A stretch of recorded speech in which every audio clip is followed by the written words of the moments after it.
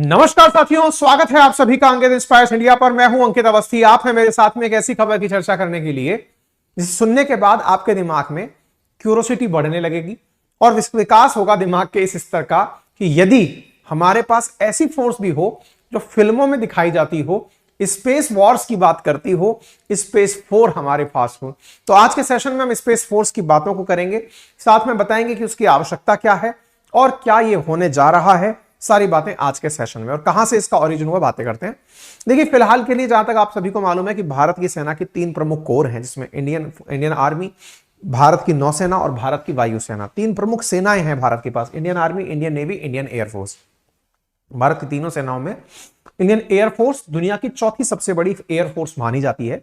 Indian air force में फिलहाल के लिए इंडियन एयरफोर्स, जिसको कहा जाता है touch the sky with glory, उसके द्वारा ग्लोरी छूने में कुछ और मुकाम हासिल किए जाने संभावित हैं। कैसा, ऐसा क्यों कहा जा रहा है? क्योंकि इंडियन एयरफोर्स के जो एक्स चीफ हैं आरकेएस भदौरिया साहब, जिनका नाम जो राफेल है ना, राफेल की जो ये टेल है यहां पर लिखा गया है, तो ऐसी स्थिति में आरकेएस भदौरिया साहब ने हाल ही में अंबाला में एक बात करते हुए कहा कि अब समय आ गया है इंडियन एयरफोर्स का नाम बदलकर Indian air and space force रखने का, और हम इस दिशा में एकदम तेजी से आगे बढ़ रहे हैं। सरकारें इस विषय पर कार्य कर रही हैं। तो ऐसा क्या हो रहा है जिसके चलते इंडियन एयरफोर्स भविष्य में स्पेस फोर्स के नाम से भी पहचानी जाएगी? सारी बातें डिटेल में करेंगे। क्या आवश्यकताएं होंगी इन सब बातों की, किस प्रकार से सैटेलाइट से इनको जोड़ करके देखा जा सकता है, किस प्रकार से अमेरिका की स्पेस फोर्सेस की तर्ज पर हम अपेक्षा कर सकते हैं कि हमारे पास भी फोर्सेस होंगी, सारी बातें करेंगे। लेकिन पता है, जब भी फोर्स के लोगों की बात आती है ना, तो उनको देख करके एक सबसे पहले जो चीज आती है ना, वो आती है कि यार ये लोग कितने डैशिंग तरीके से अपने आप को मेंटेन करते हैं, कितना व्यवहार कुशल तरीके से अपने आप को रखते हैं, इनकी जो मतलब लाइफ स्टाइल है, इनके जो बोलने का तरीका है, इनके जो एटिकेट्स हैं, ड्रेसिंग सेंस है, अनुशासन है, ओबीडियंसी है, ये सब चीजें हमें आकर्षित करती हैं। आप में से, हम में से बहुत सारे लोग जो फोर्स में जाने का सपना देखते हैं, फोर्स में नहीं जा पाए हैं, उन्हें इनकी इस चीज के प्रति एक बहुत अच्छा आकर्षण होता है, सेना के जवानों के प्रति, और मन में भाव होता है कि इन जैसा और कुछ नहीं तो हम व्यवहार कुशल तरीके से बोलना और सीखना, चलना और बात करना सीख जाएं। मेरे प्यारे साथियों, में एक ऑडियो बुक जिन्होंने कुकू एफएम डाउनलोड किया हुआ है, उन्हें आज सजेस्ट कर रहा हूं।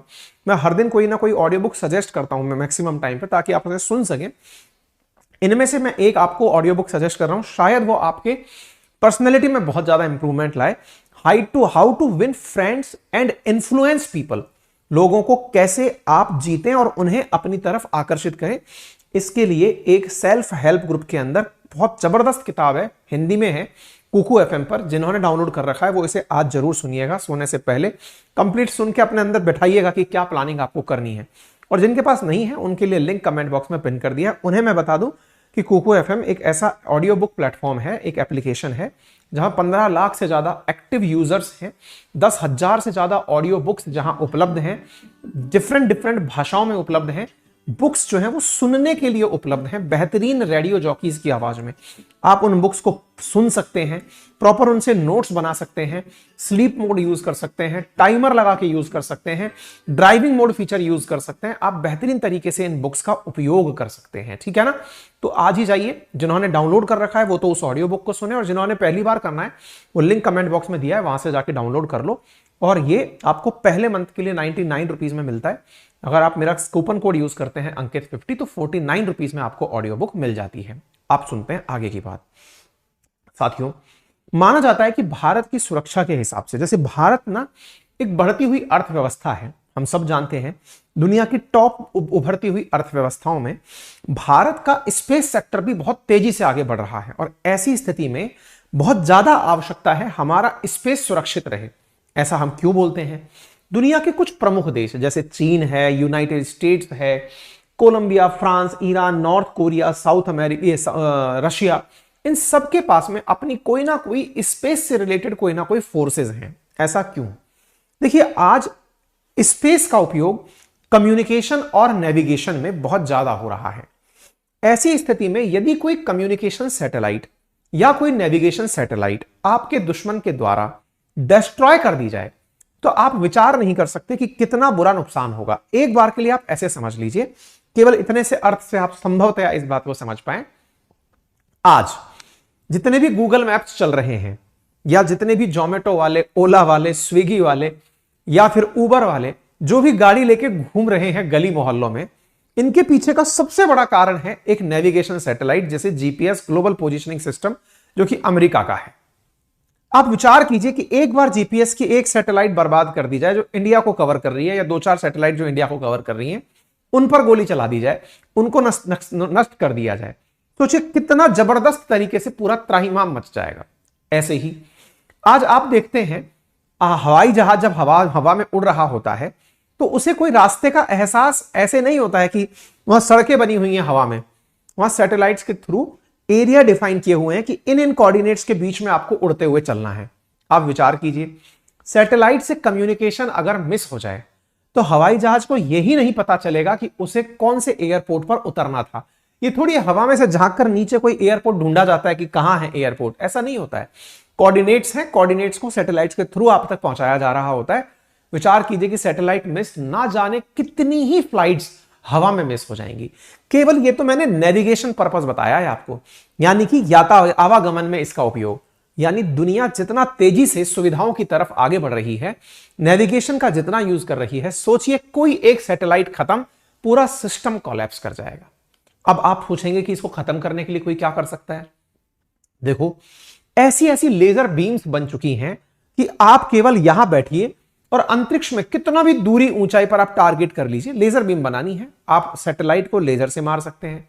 आपको याद है भारत ने एक प्रयोग किया था मिशन शक्ति के नाम से, 300 किलोमीटर के आसपास अपनी सैटेलाइट आसमान में चल रही थी, अपनी ही सैटेलाइट थी और हमने ही मार गिराई थी। कुछ ध्यान आ रहा है? दुनिया के ये जो विकसित देश हैं, अमेरिका हुआ, चीन हुआ, रशिया हुआ, इन्होंने तो बढ़िया तरीके से एंटी सैटेलाइट मिसाइल्स का ना जाने कब से परीक्षण कर रखा है। जिस भी देश को इन्हें अपने द्वारा कोई पनिशमेंट देना हो, उसकी सैटेलाइट्स को हवा में ही मार दो, सोचकर देखो क्या होगा, सिस्टम कोलैप्स कर जाएगा। ऐसी स्थिति में यह बात तो सत्य है कि दुनिया में जितने भी प्रकार के सैटेलाइट्स हों, सैटेलाइट्स की सुरक्षा के लिए बहुत ज्यादा आवश्यकता है कि हम भी अपनी फोर्सेस रखें सो दैट हम अपनी सैटेलाइट्स की सुरक्षा कर सकें। आप इसको और आसान भाषा में समझिए, जैसे आप और हम किसी क्षेत्र में अगर रहते हैं तो हमारी सुरक्षा के लिए पुलिस होती है। जैसे आप जिस जिले में रहते हैं, जिस राज्य में रहते हैं, आपकी सुरक्षा किसी चोर उचक्के से या किसी गुंडे बदमाश से बचाने के लिए क्या है? पुलिस की सुरक्षा है। यातायात की व्यवस्था के लिए पुलिस की सुरक्षा है। ठीक है, समझ में आता है। हम अगर देश की बात करते हैं तो देश के लिए फौज की सुरक्षा है। ठीक है साहब। हम थोड़ा सा अगर एटमॉस्फेयर के कुछ 1 किलोमीटर की बात करें तो हमारी एयरफोर्स की सुरक्षा है। लेकिन अब हम केवल इतने से ही डोमेन में सुरक्षित थोड़ी हैं, अब तो हम इससे ऊपर भी चल रहे हैं। तो ऐसी स्थिति में हमारी फोर्सेस भी सीमित कैसे रह सकती हैं? जमीन पर पुलिसिंग हो गई, बॉर्डर्स पर फोर्सेस हो गई, आसमान में एयर फोर्सेस हो गई, और भी अगर आप अंतरिक्ष में निकल गए, 100 किलोमीटर से ऊपर अगर क्रॉस कर गए, वहां आपकी सुरक्षा कौन करेगा? आप पूछेंगे वहां आप कर क्या रहे हो? अरे भैया, इंडिया अपना गगनयान मिशन छोड़ने की बात कर रहा है। गगनयान मिशन का मतलब हुआ कि अब हमारे अंतरिक्ष यात्री स्पेस में भी कुछ दिन रुका करेंगे। संभव है भविष्य के अंदर इंडिया अपना ही इंटरनेशनल स्पेस सेंटर भेज दे, तो भैया हमारे लोगों की सुरक्षा कौन करेगा? ऐसी स्थिति में हमारे लिए आवश्यक है कि स्पेस को सुरक्षित रखने के लिए हम अपनी फोर्सेस बनाएं। तो पहले जरूरत समझिए, इसके साथ साथ आप यह भी समझिए, दुनिया भर के बहुत सारे सैटेलाइट्स, लगभग 424 तो हमने इंटरनेशनल सैटेलाइट अप्रैल 22, 2023 तक अपनी तरफ से भेज दिए हैं। इंटरनेशनल लेवल पर भी जब हम दुनिया के सैटेलाइट्स भेजते हैं, अब आप यूं समझिए, कोई टूरिस्ट इंडिया से कहीं जाना चाहता हो घूमने, तो उसकी सुरक्षा हमारी जिम्मेदारी है। अगर कोई देश हमारे पास में अपना सैटेलाइट भेजा हो कि सर आप इसे छोड़ दीजिएगा, हमने सैटेलाइट छोड़ा, दुश्मन ने उस सैटेलाइट को हवा में मार दिया, भैया फिर इसका मतलब यह हुआ कि हम सुरक्षा ही नहीं दे पा रहे। आप इससे अंदाजा लगाइए कि 9 साल के अंदर हमने 389 फॉरेन सैटेलाइट्स को भेजकर 3300 करोड़ रुपए का कमाई किया है। यह हमारा डेटा है 2023 के अगस्त तक का। हमने इतनी जबरदस्त कमाई की है। और तो और आप इससे जानिए कि 2033 तक दुनिया के जो सैटेलाइट मार्केट है उसका 8%, या ये पकड़िए कि जो स्पेस इकोनॉमी है उसका 8% इंडिया के पास होगा। लगभग 44 बिलियन डॉलर के आसपास का स्पेस मार्केट होगा एज एन सैटेलाइट लॉन्च के हिसाब से। तो आप सोचकर देखिए कि दुनिया की सैटेलाइट भी अगर हम भेजते हैं तो हमारे पास में सैटेलाइट को भेजने के लिए एक बहुत बड़ी सुरक्षा तंत्र का होना जरूरी है। आप इसके अलावा भी समझिए, संभावनाएं हैं कि 2040 तक भारत का जो स्पेस मार्केट है ये $100 बिलियन तक का होगा। तो मार्केट जब इतना बड़ा है और अगर हम सुरक्षा नहीं दे पाए, जैसे मान लीजिए हम कहें कि टूरिज्म मार्केट बहुत बड़ा है भारत का, और अगर हम सुरक्षा नहीं दे पाए तो फिर टूरिस्ट हमारे यहां नहीं आएंगे। दुनिया के देश जैसे एडवाइजरी जारी करते रहते हैं कि भारत सुरक्षित नहीं है, ऐसे सोचकर देखिए कि हमारे यहां से सैटेलाइट अगर लॉन्च करनी हो, दुनिया कह दे कि इंडिया से सैटेलाइट सुरक्षित नहीं है, तो आप कैसे मार्केट के अंदर इतना बड़ा सपना देख पाएंगे? क्लियर है? और दूसरा बात सुनिए आप, ये तो मैंने अधिकांश ध्यान आपका फोकस किया नेविगेशन पर। आपको मालूम है स्टारलिंक एलन मस्क की कंपनी है जो कि इंटरनेट के सैटेलाइट के माध्यम से इंटरनेट देने का प्लानिंग कर रही है। अभी कैसे आ रहा है? अभी आप फाइबर ऑप्टिक्स के माध्यम से जो आपके बहुत सारे जो टावर्स लगे हुए हैं उनके थ्रू आप तक इंटरनेट पहुंच रहा है।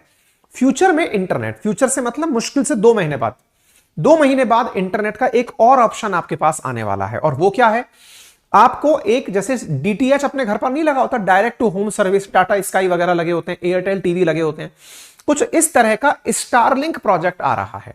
घर पर डीटीएच की तरह आपको अपने घर पर छतरी लगानी है। अंतरिक्ष में चल रहा स्टारलिंक जो एलन मस्क की कंपनी है, जिसने हजारों की संख्या में आसमान में सैटेलाइट इंटरनेट के लिए छोड़े हुए हैं, वो आपको इंटरनेट भेजेगा। आप अपने घर के सारे इंटरनेट कनेक्शन उससे चलाइए। ना सर्दी, ना गर्मी, ना बारिश, ना तूफान, कोई टेंशन नहीं, आपका इंटरनेट निर्बाध रूप से चलता रहेगा। विचार कीजिए, अब जिस तरह से टीवी आप कहीं पर भी देख सकते हैं, रेगिस्तान हो या तूफान हो, जहां पर भी देख सकते हैं, ऐसे इंटरनेट भी आने वाले समय में हर जगह पहुंच जाएगा। ऐसे ही इंडिया में आने वाले समय में जियो और एयरटेल भी प्लान कर रहे हैं कि वो स्पेस वाला इंटरनेट सबको उपलब्ध कराएं। आप जान सकते हैं कि एलन मस्क के स्टारलिंक को जल्दी ही परमिशन मिलने वाली है। ट्राई ने कहा है कि अब वो ये टेंशन में है कि इसका ऑक्शन करे या कोई और तरीका निकाले, बस इसमें अड़जे हुए हैं, बाकी तो सारा काम लगभग हो रखा है। अब सोचिए इंटरनेट के केस में क्या करेंगे आप? अगर एलन मस्क ये प्लान कर ले, जैसे उदाहरण के लिए सोचिए, आप आए दिन देखते हैं कि भारत में जहां भी परीक्षाएं होती हैं, इंटरनेट बंद करना सबसे सुरक्षित तरीका माना जाता है पेपर लीक को रोकने का। आप देख सकते हैं, मैं कुछ आपको उदाहरण दिखाऊंगा एग्जाम्स को लेकर के। आप देखिएगा, वॉशिंगटन पोस्ट में खबर छपी थी, उसमें यह था कि Indian state shut down internet for million to prevent cheating on teachers exam. India के अंदर सबसे बड़ी चीज क्या मानी जाती है? चीटिंग रोकनी है, इंटरनेट बंद कर दो। टाइम्स लिखता है, how internet shutdown wreak havoc in India, no more silence. दुनिया में स्टैटिका का आंकड़ा है कि अगर इंटरनेट बंद करने वाले देशों की संख्या काउंट की जाए तो इंडिया 2022 में 84 बार इंटरनेट बंद करके टॉपर कंट्री रहा है वर्ल्ड में। यह तो सब काम हुआ, इंडिया का बंद कर दिया गया। लेकिन जरा विचार कीजिए, स्टारलिंक, एलन मस्क जैसे जो लोग हैं, अगर ये डिसाइड कर लें कि साहब आप इंटरनेट बंद करते हो किसी भी टावर का तार हटा करके, इस सैटेलाइट का क्या हटाओगे आप? सैटेलाइट के थ्रू इंटरनेट भाई ने बंद ही नहीं किया, क्योंकि बंद करने का कोई सिस्टम ही नहीं है। डीटीएच बंद थोड़ी होता है, कभी कोई सिस्टम हटता ही नहीं है। आप कैसे कंट्रोल करोगे? प्यार से एलन मस्क जब तक आपकी बात मान रहा है तब तक तो मान रहा है, लेकिन भाई ने मना कर दिया, मैं नहीं मान रहा आपकी बात। अरे भैया, आपने किसी को परमिशन दी थी कि आप अपने यहां पर इंटरनेट चला लो, अब वो मना कर रहा है, मैं नहीं मान रहा, कर लो।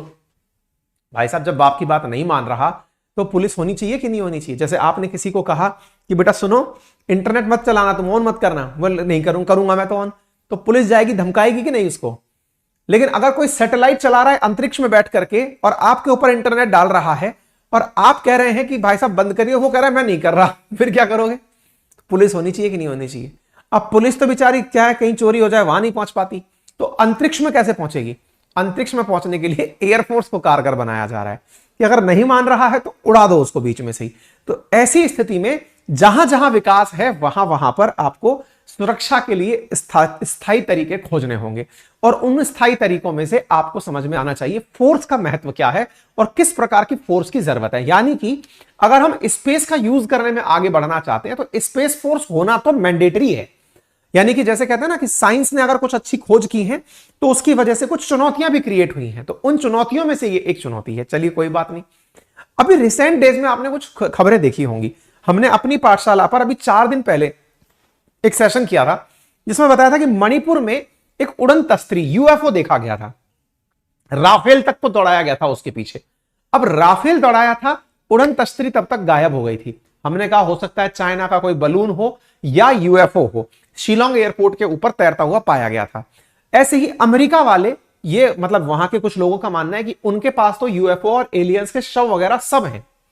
ऐसी स्थिति में किसको पता हो कि यूएफओ आते हैं या नहीं आते हैं? ऑब्वियस सी बात है, अंतरिक्ष से आने वाली जो मतलब अनआइडेंटिफाइड फ्लाइंग ऑब्जेक्ट्स हैं उन्हीं की जानकारी हमें होनी चाहिए। किसे सबसे पहले होगी? एयरफोर्स को होगी, क्योंकि एयरफोर्स हवा में पूरी तरह से नजर बना के रख रहा है, अंतरिक्ष में जो चल रहा है उस पर नजर बना के रखनी है। तो ऐसी स्थिति में एयरफोर्स और स्पेस फोर्स की जरूरत बहुत है।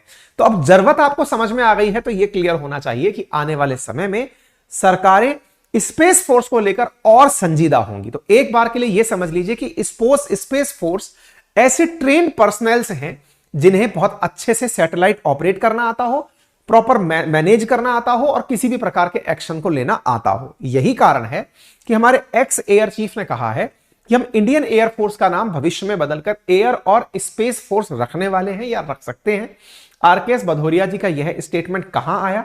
जब ये अंबाला के अंदर एक स्क्वाड्रन के अंदर, जिस नंबर 5 नंबर जो स्क्वाड्रन है उसके प्लेटिनम जुबली कार्यक्रम में इसकी आवश्यकता पर बोल रहे थे। ये यहां पर अपनी बातों के साथ में ये सारी बातें बोल रहे थे कि इंडियन एयरफोर्स को क्या जरूरत है। स्क्वाड्रन क्या होता है?